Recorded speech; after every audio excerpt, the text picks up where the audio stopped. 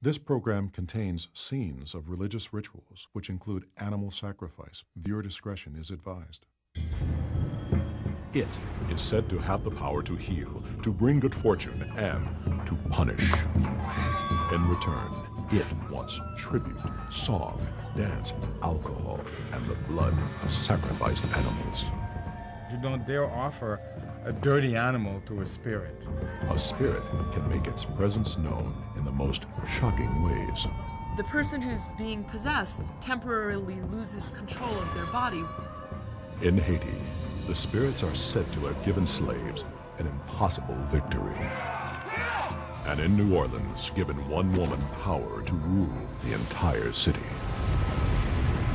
Journey deep into Africa, to Haiti and New Orleans, and uncover voodoo secrets.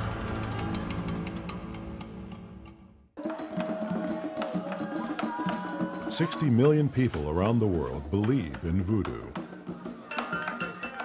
For them, it is an established religion that may even predate Christianity. Its rituals include animal sacrifice and spirit possession. To those on the outside, voodoo is filled with dark secrets and mystery. It's said to have mysterious powers to bring good fortune, to heal, and punish enemies. But those who practice voodoo say voodoo is the most misunderstood religion in the world. A lot of Americans believe that voodoo is either a collection of magic or an evil satanic practice, and really it's not either one of those things, it's a religion. But how did an ancient religion become associated with evil and curses? Voodoo practitioners blame popular books and Hollywood movies for demonizing their religion. White zombie. One book or one movie can actually spread the word of misconceptions to the general public because the general public is not aware of what the religion actually is. On the surface, voodoo imagery invokes black magic and darkness to outside eyes. But the item most identified with voodoo, voodoo dolls, is not part of the religious practice. Some people have this idea that that's what we do. We sit around all day sticking pins into dolls that represent our enemies. It has nothing to do with reality.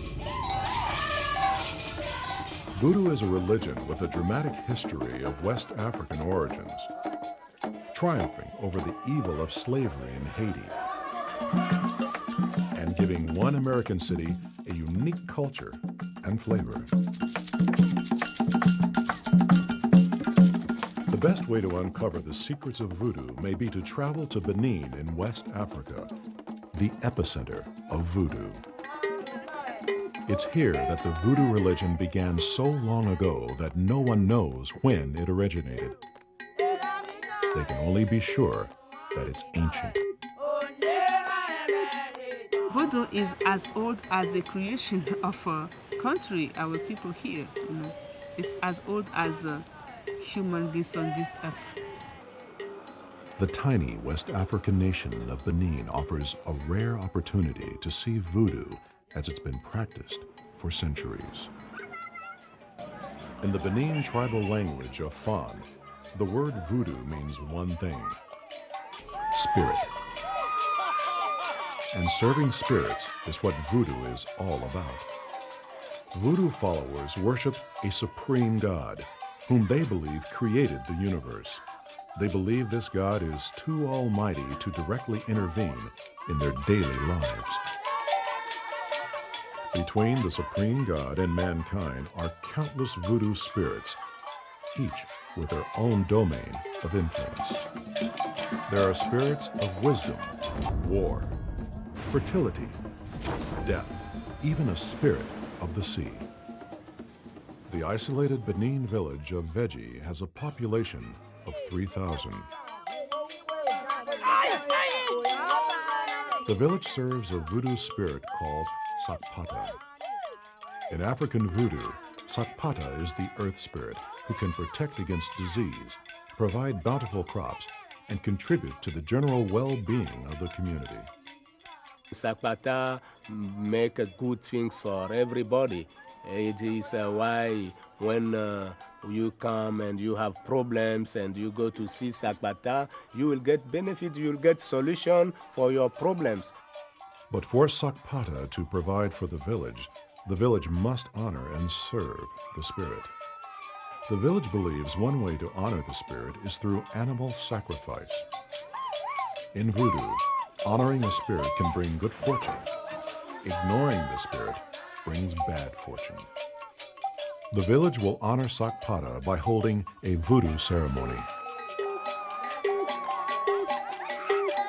They will ask Sakpata to bless the village and provide food and protection. The festivity begins with singing the villagers hope will call the spirit Sakpata down to them. It's not the same drum rhythm for every spirit, and it's not the same song for every spirit. Every spirit has its song, has its dance. This cave is the village's shrine to the spirit Sakpata. Inside, a Voodoo priest offers the spirit water to determine if it will grant permission for the ceremony. The spirit accepts. Offerings are one way Voodoo practitioners believe they can honor the spirits.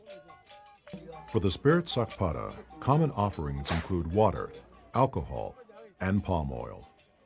But what the spirit wants most is blood. This ceremony will offer Sakpata the rare sacrifice of a young bull. I know that some people are repelled by the idea of animal sacrifice.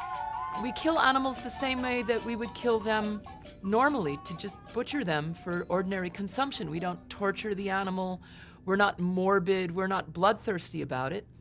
When we kill the animal, the blood is for the spirit and the meat is for the congregation. In Voodoo, the purpose of animal sacrifice is to give the spirit the power and nourishment to do good things for believers. Blood is very important in Voodoo because blood is actually what you feed the shrine to help the communication. It's the best food you can feed your spirit. To Voodoo believers, it's essential to capture the animal's blood as soon as possible. The fresher the blood, the more essence of life the spirit can take in, and the more empowered the spirit will become. In the final moments before the sacrifice, the congregation gives the bull a message to take to the spirit, Sakpata. With the message given to the bull, it's time to dispatch the animal to deliver it to the spirit, Sakpata.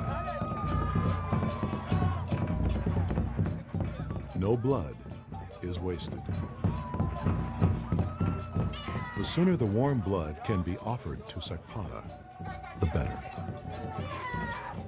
Goats are taken directly into the shrine, and the spirit can be offered the blood even more immediately. That is the first jet of the blood that we put on the Voodoo. That is important, like food to Voodoo. By feeding Sakpata blood, Voodoo believers hope to honor the spirit Sakpata enough that it will take the ceremony to the next level. These women are Voodoo initiates who consider themselves married to the spirit. They are showing signs of a Voodoo phenomenon known as spiritual possession. They believe the spirit has taken over their minds and that the spirit is using their bodies to continue its quest for blood.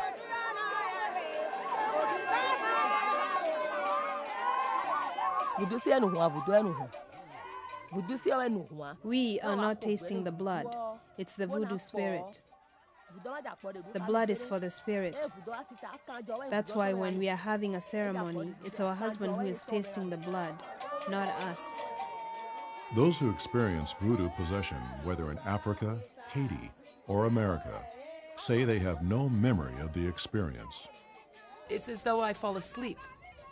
Two consciousnesses cannot occupy the same head at the same time. I don't remember anything. I become unconscious until it leaves again. As frightening as it may seem, Voodoo possession is considered the highest honor a spirit can pay a believer. Possession is not demonic, it's not satanic. Possession is natural and highly desirable in the context of a Voodoo ceremony. In our society, we go to church to worship the spirit or worship God. In Voodoo, you go to the temple to become God. It's a very major difference. Later in the same ceremony, the spiritual possession continues. This time, the spirits dance through the humans they possess.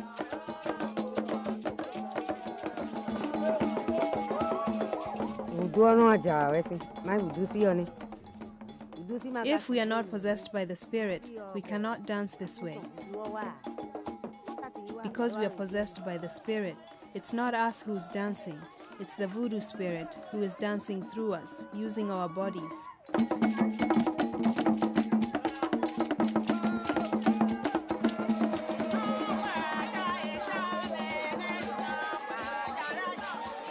The Voodoo ceremony concludes with a feast.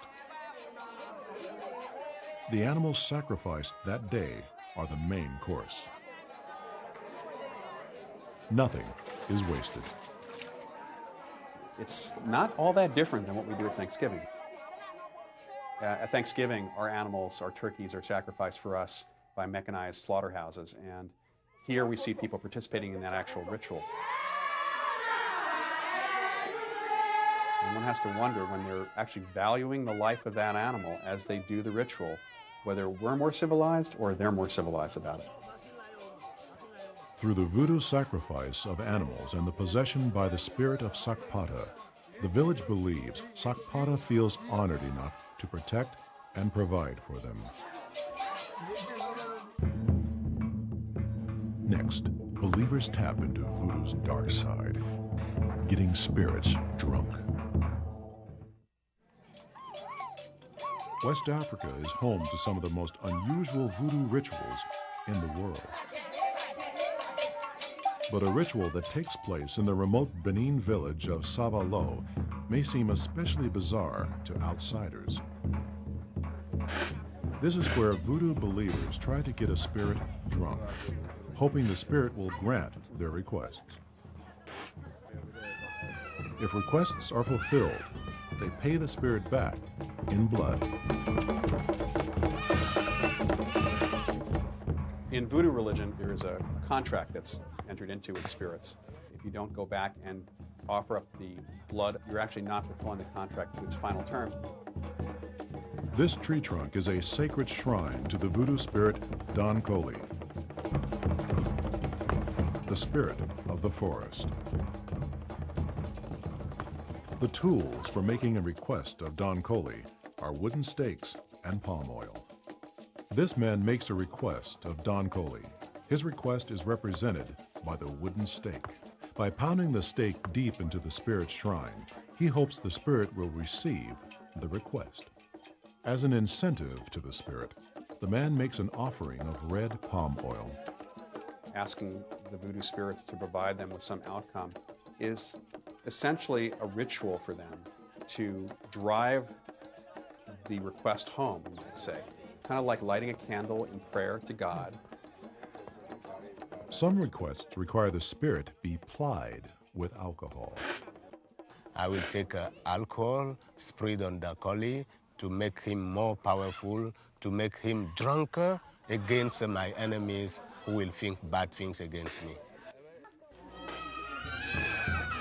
If Don Koli grants the request, the believer promises to return with a reward.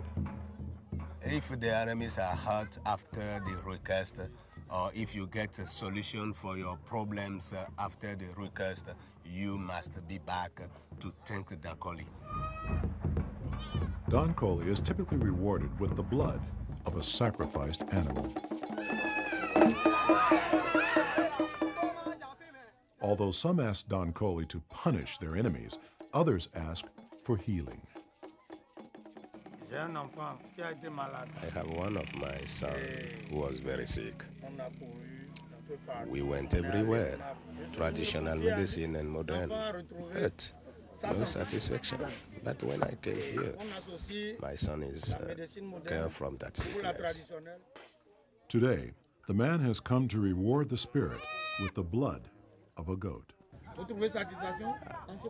When you get satisfaction, after 6 months or 1 year, you come and you sacrifice the animal for Dakoli. First, the man gives the goat a message to take to the spirit. Then, the spirit gets its blood.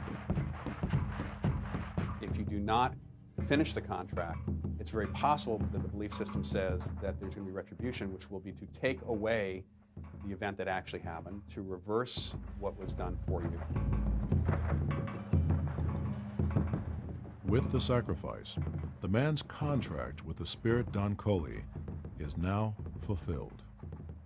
Vous immolez la bête et après, vous enlevez le pied que vous jetez. When you make sacrifice, you take off the stick and you throw it away. So that means you don't have anything again to give to Dankoli, and Dankoli don't have nothing to do again with you, and you are satisfied.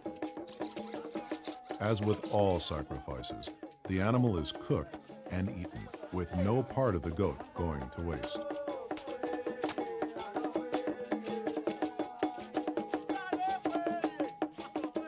Western medicine is common in West Africa, but remote parts of Benin offer a rare chance to see voodoo healing. This is a healing temple in the village of Abome, 50 miles away from the village of Veji. This woman says she suffers from splitting headaches and pain in her joints. She's been to a Western hospital, which she says didn't help. Now she turns to voodoo for healing. Going to see a voodoo healer to be healed is very similar to going to see a faith healer. It gives power back to you in the sense that you truly are bolstered in your belief that you will get better. Voodoo followers who don't find a scientific reason for their illness believe it may be caused by bad spirits, possibly the result of a curse placed by an enemy. To heal his patients, voodoo priest Yamaje Bartholomew calls upon the voodoo spirit Sojayatine, the thunder spirit. The priest uses shells to ask the spirit a series of diagnostic questions about the patient's health. The healer will evoke the voodoo spirit, and the spirit will tell them the kind of herbs you have to make use of to cure the disease. The use of cowrie shells in diagnostics here is not much than the use of bones, tarot cards, dice, to read the future, to find out what's going on. It's a method of divination. The healer uses a sacred rattle called an asan to direct the spirit toward the woman. Alcohol is used to embolden the spirit and reward its cooperation in the healing. Once the priest believes the spirit has given him a diagnosis, he sends his assistant and the patient out for the cure. Instead of aspirin or cold medicines, voodoo pharmacies stock much more exotic items, including animal skulls, turtle shells, and dried reptiles. The healer sends his patient out to buy an animal skull because she suffers from a headache, and the pain needs a place to go, another skull. But the trip to the market itself may have its own healing power. Sending this woman to the market to actually buy the items, the skull and the herbs, really gives her an active role in her own healing process. The ingredients alone are not enough to heal the woman. They must first be activated by the voodoo spirit. So you cannot go and buy some skulls, some chameleon, and put them together as you can buy aspirin or a Western medicine, put them together, give it to the patient. No. You need to know the words, incantation words. The voodoo priest uses the blessed animal skull to remove the sickness from the woman. By using the skull, you're doing a bit of sympathetic magic to draw out the head pain into the head of an animal. It's really transfer of energy. The final step in the healing process is to make sure the illness doesn't return. The priest offers the spirit gunpowder to help fight off future attacks by the illness.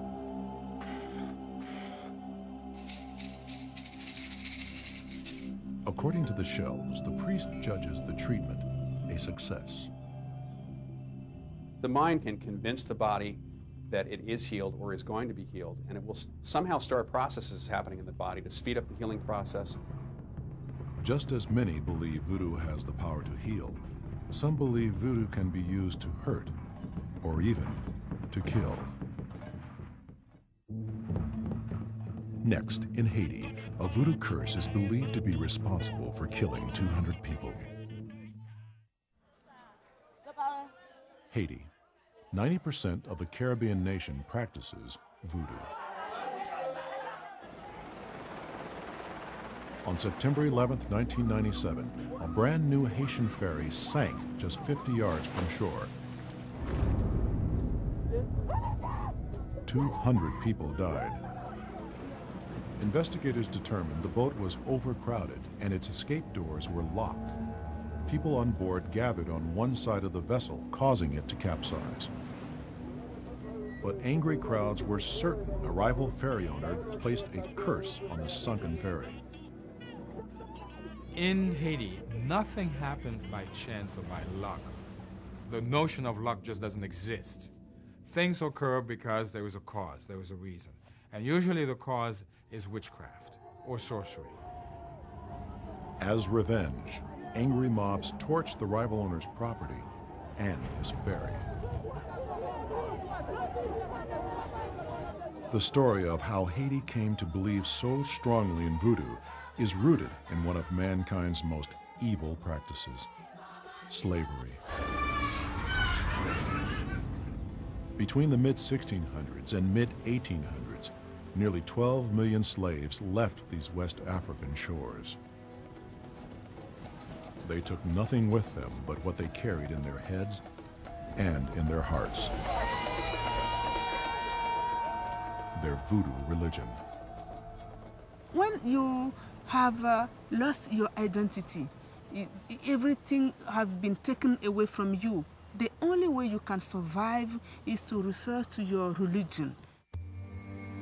Many West African slaves endured a 3-month voyage to a Caribbean island called Saint Domingue, a French colony that later would become Haiti. Upon arrival in Haiti in the 1700s, slaves from different tribes were intermixed to ensure they didn't speak the same language. Even so, the slaves had two things in common: their French oppressors and voodoo. The French feared the coming together of Africans because they didn't know exactly what was being planned. Fearing the power of voodoo, the French tried to force it out of the slaves' hearts and minds. And what the Catholic missionaries had thought was to just simply get rid of the African tradition and replace it by Roman Catholicism, but that didn't happen. The slaves found ways to secretly practice voodoo during Catholic ceremonies. In their minds, they transformed Catholic saints into voodoo spirits. In voodoo, the spirit of wisdom, Danbala, is represented by a snake. The slaves saw Danbala whenever their oppressors invoked St. Patrick.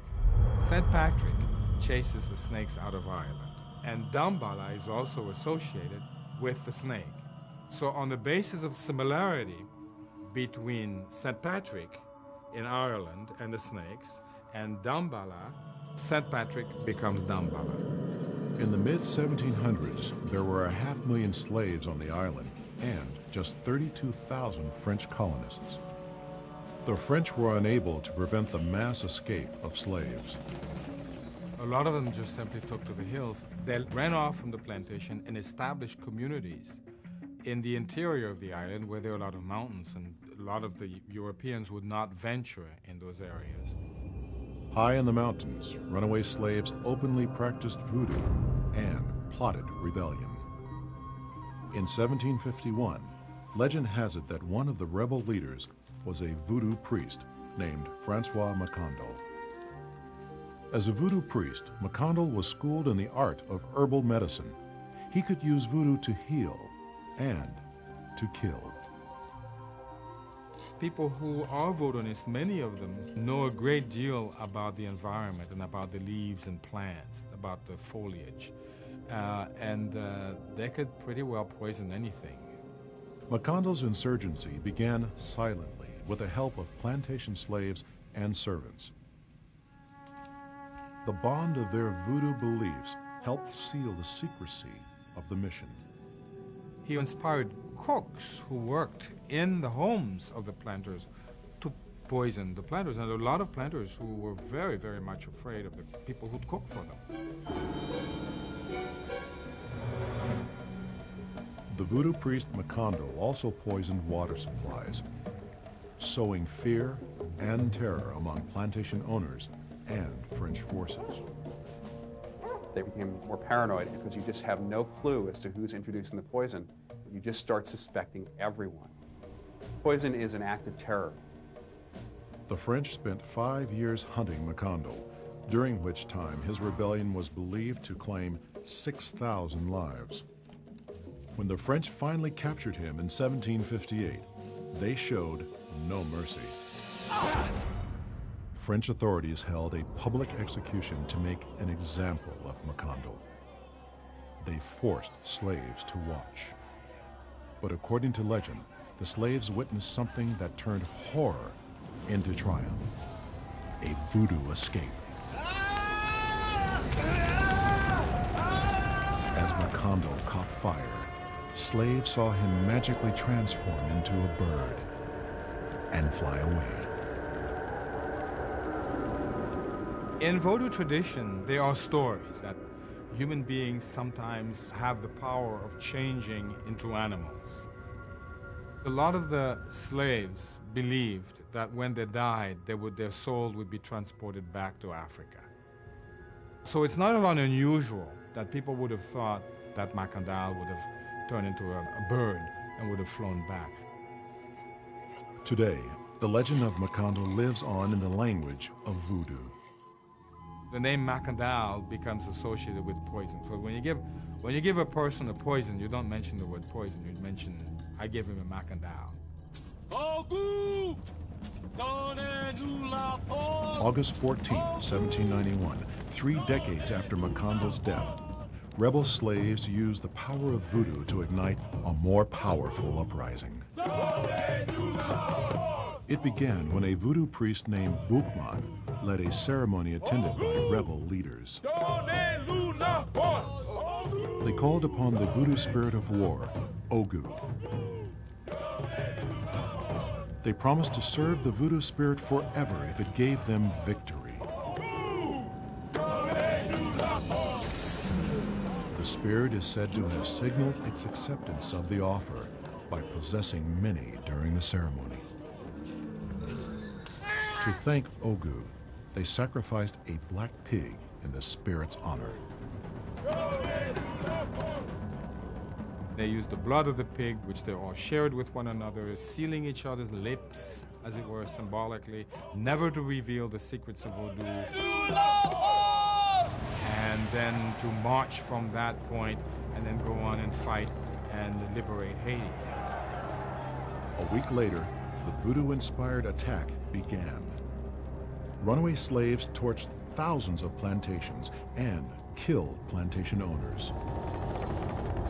The rebels used captured guns and farming tools like machetes to take on the French army. The French were better armed, but unaware of what they were truly up against. They say in Haiti that Napoleon had to lose because he was fighting voodoo spirits and not men. The battles raged on and off for over a decade. 50,000 French troops perished in the final years of the struggle. Then, on January 1st, 1804, after a succession of leaders, the rebel forces won and expelled the French from Haiti.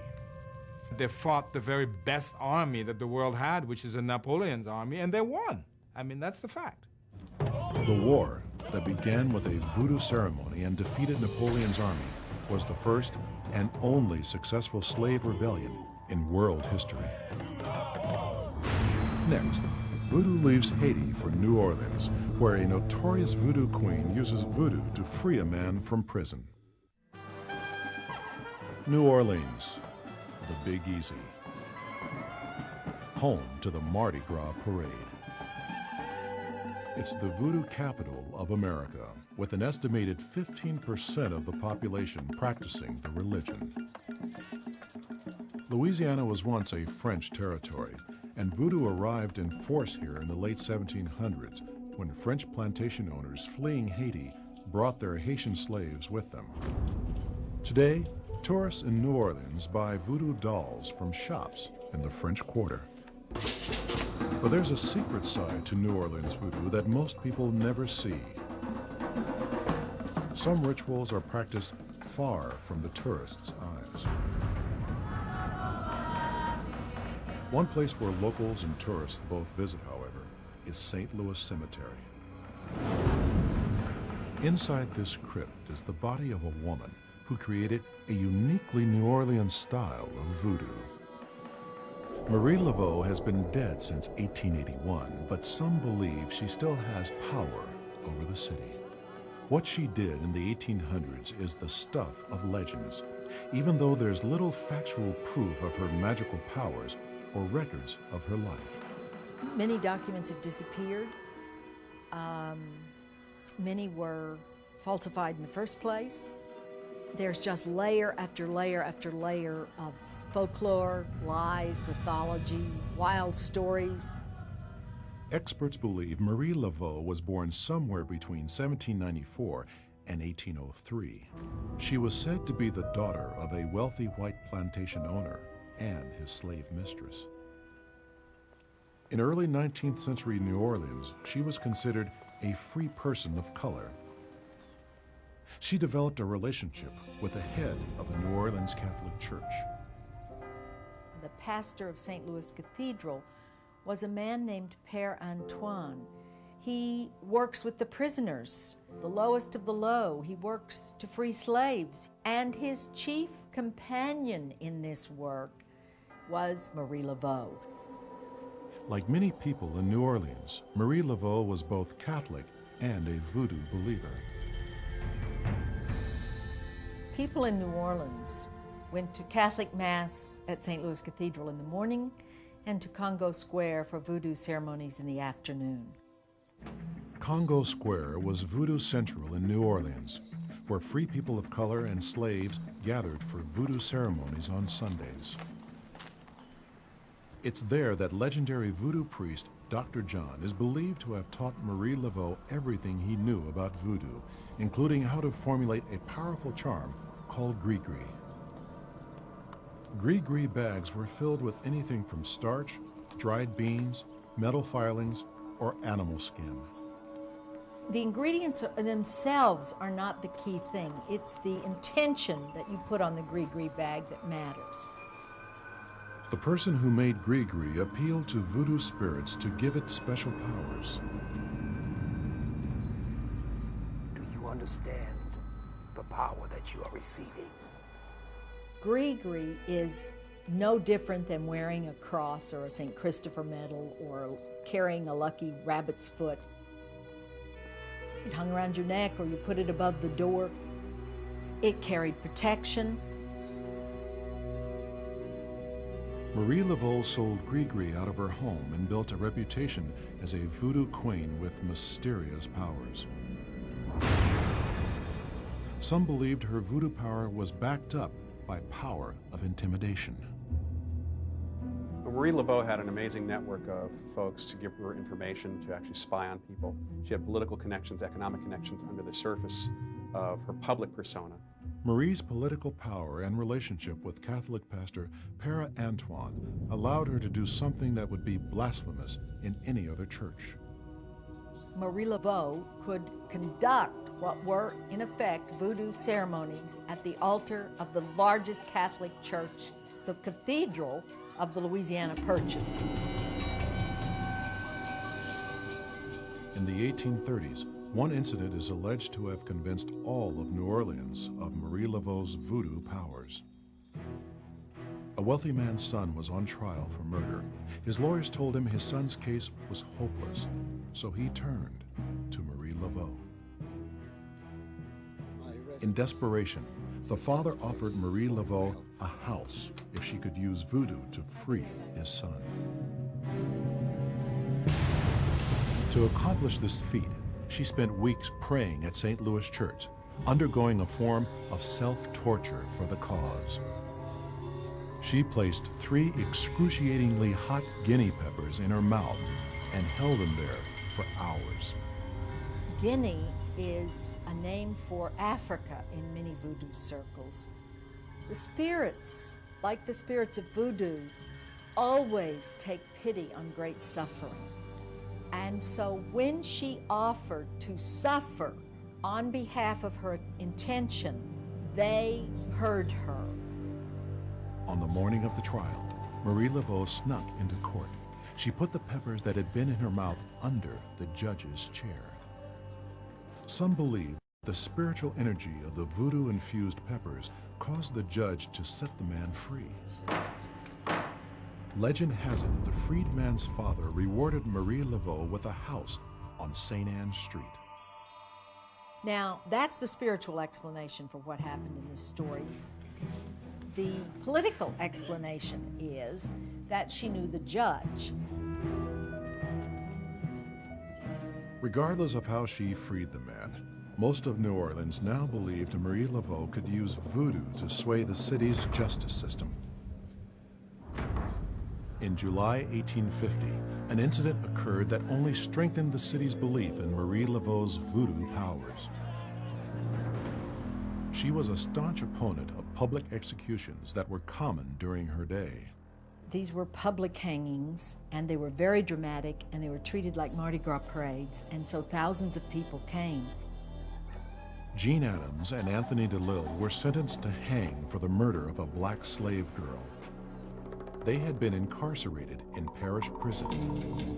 Marie Laveau had spent the night with the 2 condemned men, praying for them, and she promised them that she would spare them from the public humiliation of hanging.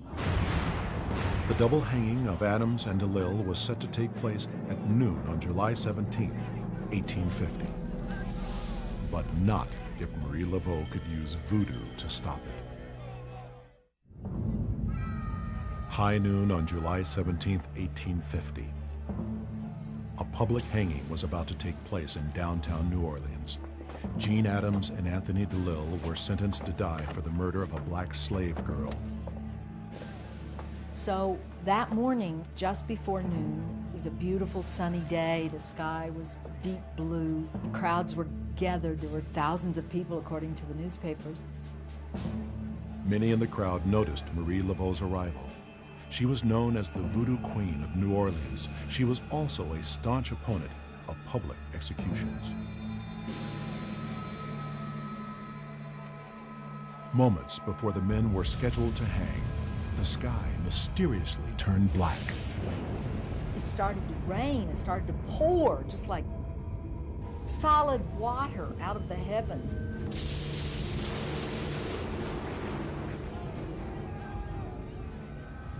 Then the moment of truth arrived.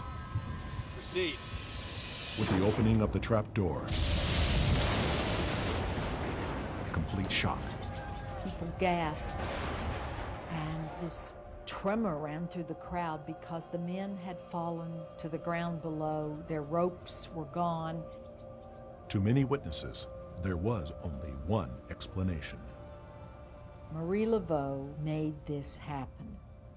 That she was trying to spare them the humiliation of the gallows. With a belief system like voodoo, it's very simple when a powerful figure like Marie Laveau is involved to make the connection between a sudden shift in weather and the guys falling out of the nooses. That becomes more explainable by voodoo than it is by coincidence. The men were later hanged again, but the unexplainable event achieved Marie Laveau's aim. The public was outraged by the cruelty the men endured during the botched hanging. As a result, Louisiana became the first American state to ban public executions. It is one of the most powerful witnesses to voodoo that we have, because there were so many witnesses to these events, and because the state did pass this law. Marie Laveau died in 1881 at the approximate age of 87. Even so, many believe she still has voodoo power over the city, the ability to help those who make offerings and punish those who dishonor her. Like author Robert Tallant, in the 1940s and 50s, Tallant published books about Marie Laveau. Voodoo practitioners blame his books for creating false perceptions of voodoo as evil and violent. His best-selling 1947 book, Voodoo in New Orleans, was sold as nonfiction, but many believed it was full of lurid distortions and half-truths. Tallant described reports of Marie Laveau conducting orgies and sacrificing human babies as voodoo rituals. She was an evil woman, her. She killed babies that were not wanted by their mothers. She used to hang their bodies up in her chimney like hams and smoke them. Oh, she killed lots of children. They say her armoire was filled with skeletons. On April 1st, 1957, 10 years after his book, Voodoo in New Orleans, was published, Tallant met a mysterious demise. Robert Tallant was in his kitchen. He reached up in his cabinet. He pulled a clear glass down from the kitchen cabinet. He held it under the tap, filled it with tap water, drank 3 sips, and dropped dead on the floor. New Orleans water doesn't usually kill that quickly. To many in New Orleans, the cause of Tallant's premature death at the age of 47 was obvious. Spiritual payback for disrespecting voodoo and the spirit of Marie Laveau. Today, most people in New Orleans try to keep on Marie Laveau's good side. Hundreds of people make offerings at her crypt every day.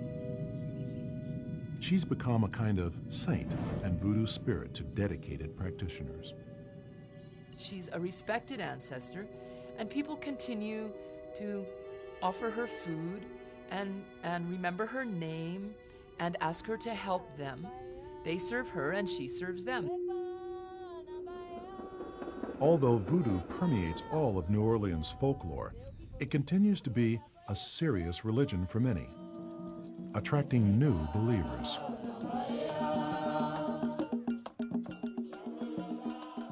In Haiti, voodoo coexists with the Catholic Church and remains strong.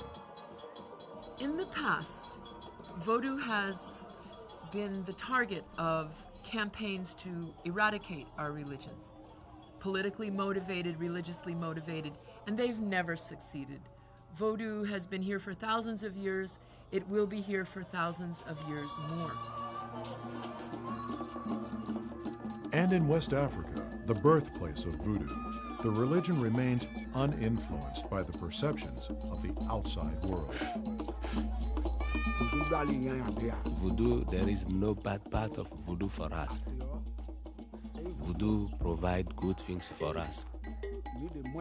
That's why we believe. Voodoo's unique history has made it a captivating subject for believers and non-believers alike. Those who practice voodoo will keep serving the spirits in the belief that the spirits will serve them. But to those looking in from the outside, voodoo will remain mysterious and filled with secrets.